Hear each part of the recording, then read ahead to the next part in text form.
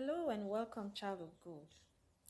You know, as a child of God, what you carry, the prophecy that is upon your life, the mandate that the Lord has designed for you, will make you sometimes to go through the Adullam experience, the cave experience, or the pit experience.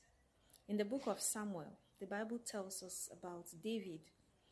In his efforts to run away from Saul, he had to go and hide himself in the cave of Adullam at a certain point.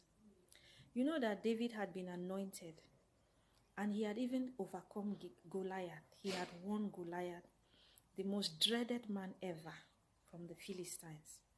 But this same David, with all the anointing that was upon him, with all that God was set to do through him, with the prophecy that was upon his life, he was still restless. He was still running away.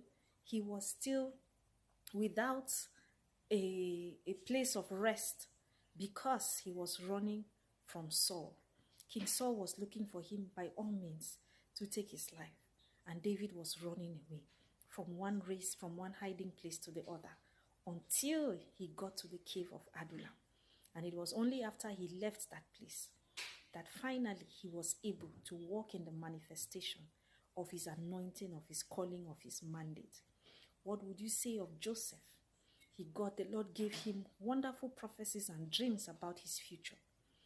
But he had to be thrown by his brothers in the pit. In that pit experience where he was alone, in that pit experience where he was in the dark, where there was nobody, there was no pastor, no one to encourage him, no mentor, no brother to pray for him. That is where his deliverance, his elevation came from. So sometimes you might be passing through difficult or challenging moments as a child of God.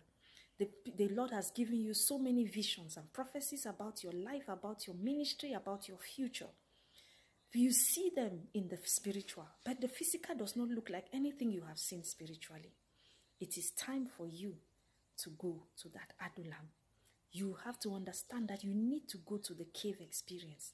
The Lord is beckoning on you to pass through that pit experience, to separate yourself from the distractions of the world. He needs you for himself. You need to be in the cave. You need to be hidden in the pit. You need to be hidden in that cave.